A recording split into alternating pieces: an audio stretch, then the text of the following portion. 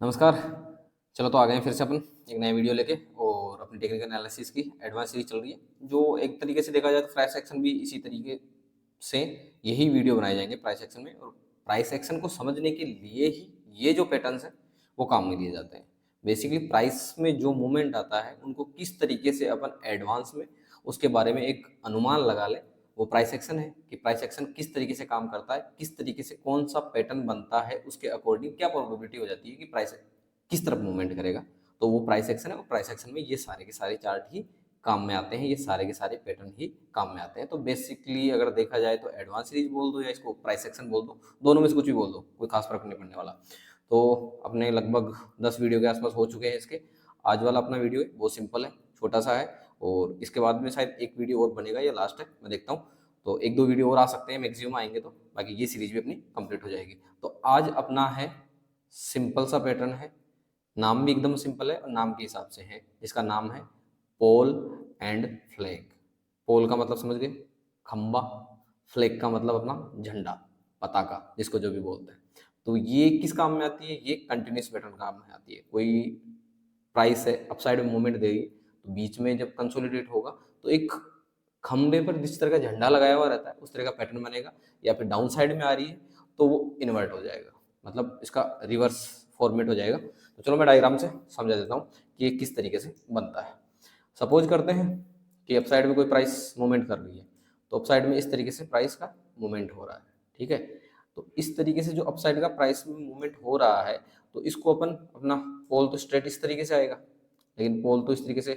Price तो इस तरीके से जा नहीं सकती ऊपर, धीरे धीरे रिट्रेसमेंट आते रहते हैं ना। तो जो रिट्रेसमेंट आते हैं उसके छोटे छोटे, ये वाले जो रिट्रेसमेंट आ रहे हैं इन्हीं की वजह से एक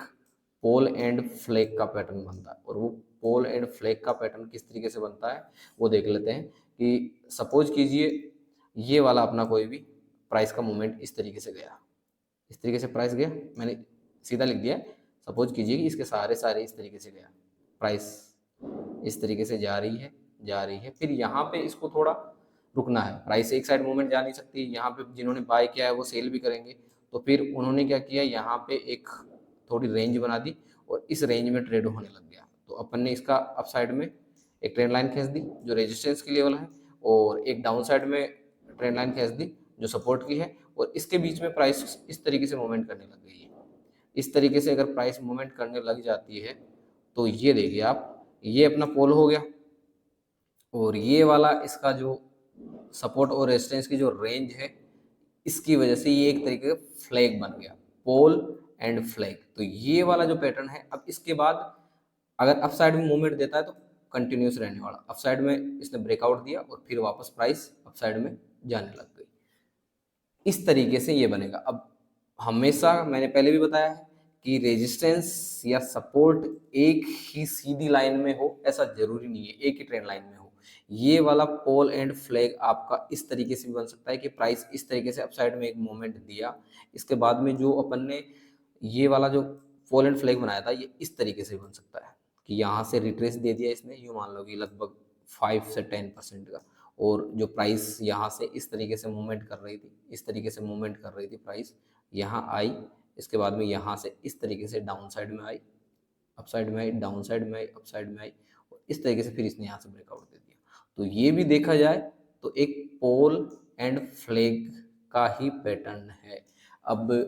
ये तो एकदम स्ट्रेट वाला हो गया कि एक रेंज में फंस गया मार्केट, ये कंसोलिडेशन के लिए काम में आता है। बेसिकली कोई भी ट्रेंड जाने के बाद, एक जैसे इस तरीके से ट्रेंड चल गया उसके बाद में हमेशा अप साइड में नहीं जा सकता, उसके बाद में प्राइस एक रेंज में मूवमेंट करने लग जाती है। इस तरीके से ये रेंज चल गई, ये छोटी भी हो सकती है, 10 दिन की हो गई या 10 कैंडल से मिलकर बन की होगी, अगर डे वाइज देखें 1 महीने की हो गई, 2 महीने की। लेकिन ये जितना लंबा कंसोलिडेशन होता है ना उसके बाद में जो ब्रेकआउट आता है उतना पावरफुल होता है। तो इसने इतना कंसोलिडेशन दिया, तो अगर अपन स्ट्रेट में अगर अपन मार्क करते हैं तो ये अपना पोल हो गया, ये अपना फ्लैग हो गया, और यहाँ से जब वापस ब्रेकआउट देगा तो ये ब्रेकआउट फिर कंटिन्यूस पैटर्न में इस तरीके से चलता रहेगा। अब ये पोल एंड फ्लैग अपन सीधा सीधा देख लेते हैं। एक पोल एंड फ्लैग यूँ मान लो कि इस तरीके से हो गया, एक दूसरा पोल एंड फ्लैग अगर देखा जाए तो मैं टाइप्स बता रहा हूँ कि इस तरीके से हो गया, इनको कंसिडर इन्हीं में करना है कि डाउन आ गई प्राइस तो इस तरीके से हो गया। तीसरा पोल एंड फ्लैग यहाँ से बना, अपना ट्राइंगल बन गया सिमेट्रिक, पता का इस तरीके से भी होती है पोल खंबे पे इस तरीके के झंडे भी तो देखे होंगे आपने मंदिर में। एक ये वाला पोल एंड फ्लैग अपना ये स्ट्रेट लाइन हो गई, और यहाँ जो प्राइस ने मूवमेंट दिया इस तरीके से दे दिया। एक पोल एंड फ्लैग अपना ये स्ट्रेट हो गया, सपोर्ट उसका स्ट्रेट लाइन में हो गया, और रेजिस्टेंस अपना इस तरीके से हो गया। तो ये अपना रेंज वाला एकदम स्ट्रेट रेंज वाला था कि स्ट्रेट रेंज में बना है। ये अपना देखो डाउन साइड में आ गए हैं दोनों, कि ये भी नीचे सपोर्ट भी नीचे आ रहा है और रेजिस्टेंस भी नीचे आ रहा है। इसमें क्या रहा है, इसमें दोनों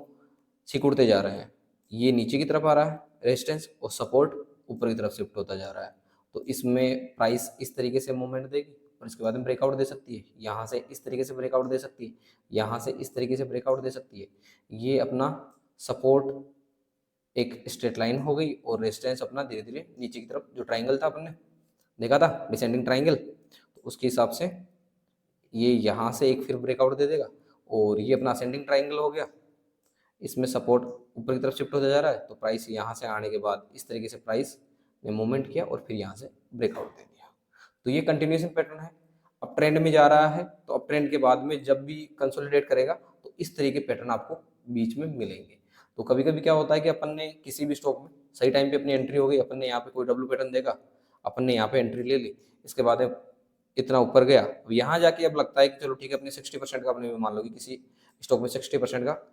प्रॉफिट चल रहा है, अब यहाँ डरने लगने लग जाता है कि निकले कि नहीं निकले, इस तरह का बन रहा है। तो इस तरह से अगर रेंज बना दी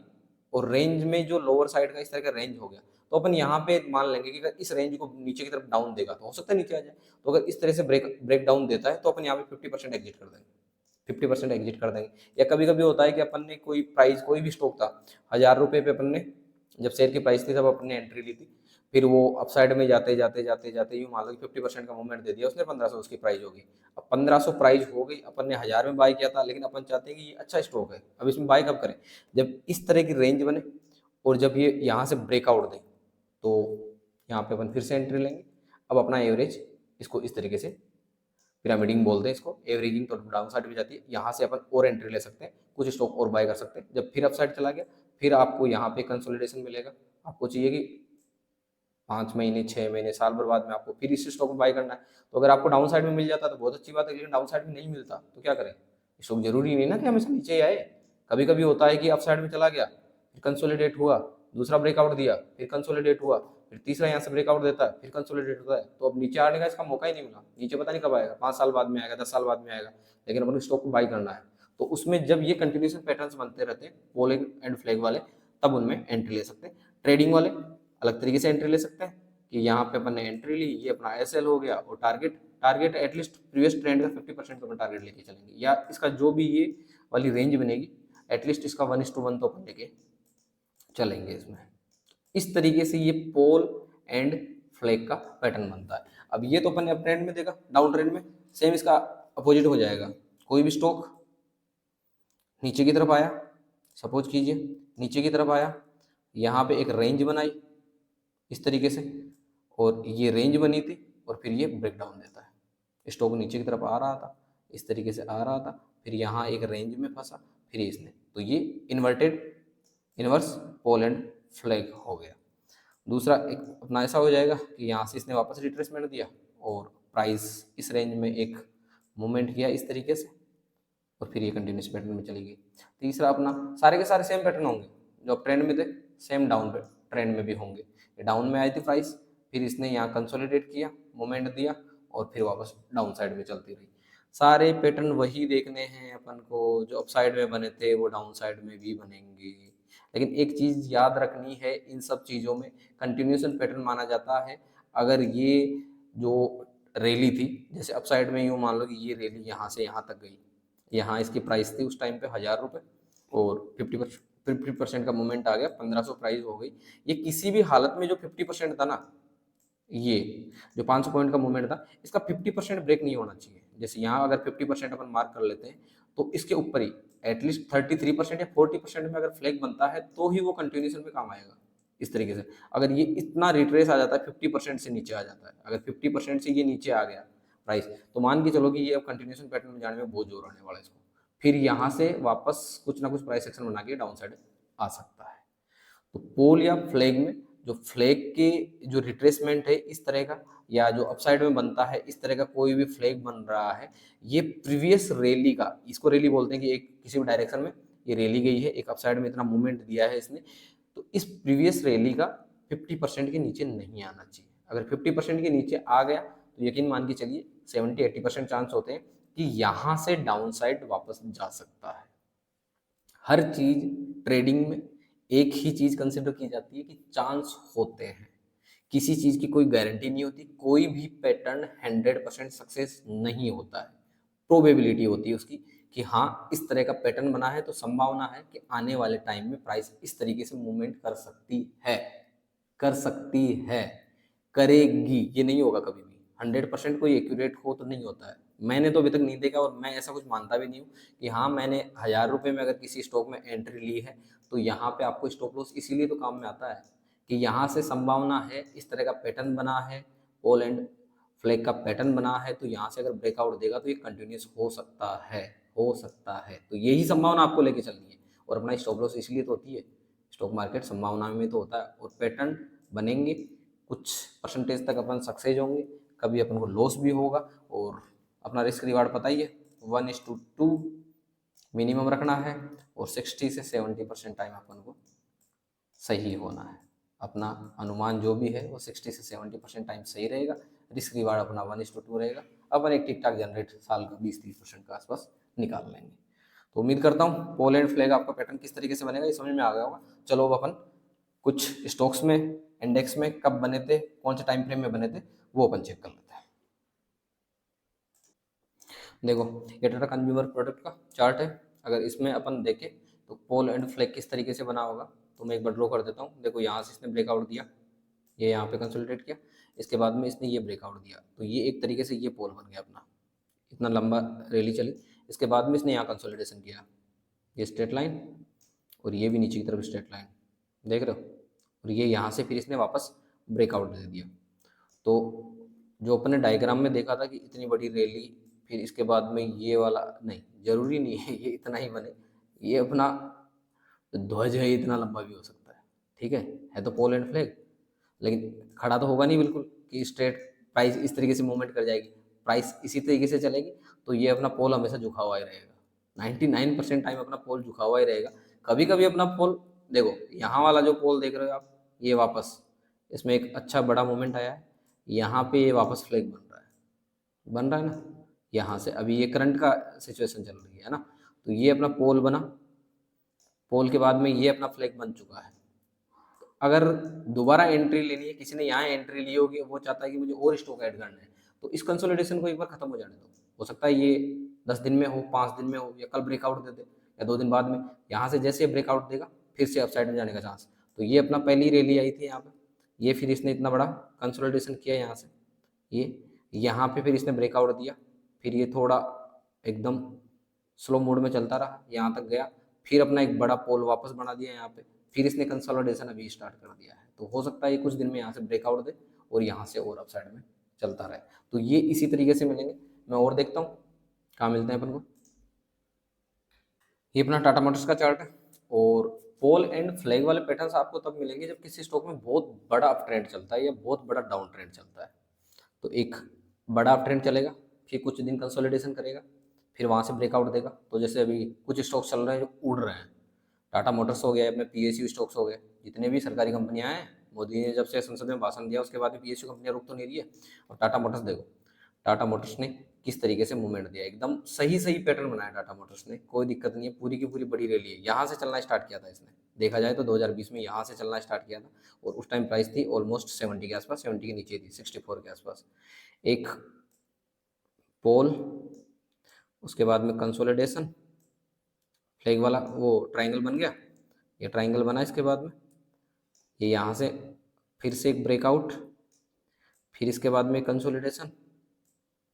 ठीक है ये वाला कंसोलिडेशन, फिर यहाँ से एक ब्रेकआउट, उसके बाद में फिर एक छोटा सा रिट्रेसमेंट इस तरीके से, ये वाला, फिर यहाँ से एक बड़ा ब्रेकआउट, ठीक है, फिर ये बड़ा कंसोलिडेशन यहाँ पे, फिर ये फिर से ब्रेकआउट, पोल, यहाँ अपना फ्लैग हो गया, ये फिर पोल हो गया, फिर फ्लैग आ गया, ये वाला पोल, लेकिन इसका यहाँ शेप थोड़ी सी बिगड़ गई, ये कंसोलिडेशन की। अपना फ्लैग नॉर्मली अपन इस तरीके से करता है, ये वाला हो गया, या फिर यहाँ से इस तरीके से हो गया, ये कंसोलिडेशन था। इसके बाद में ये फिर से पोल, फिर ये फ्लैग, ये कंसोलिडेशन, और फिर ब्रेकआउट। तो जब बहुत बड़ी लंबी रैली चलती है, जैसे टाटा मोटर्स की रैली तो बहुत ऊपर तक गई है, अभी 1000 पे चल रहा है, ये 924 पे चल रहा है अभी, और अपन तो कहाँ तक पहुँचे अभी, सिर्फ 337 पे ही पहुँचे। तो अगर इसको अपन देखते हैं कि इसको अगर मैं चार्ट को देखो छोटा कर दूँ, देखिए ये वीकली चार्ट कर दिया, तो इसका अगर वीकली चार्ट में अपन देखते हैं,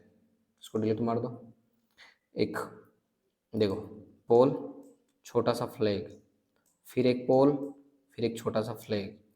फिर ये बड़ा पोल, बड़ा फ्लैग,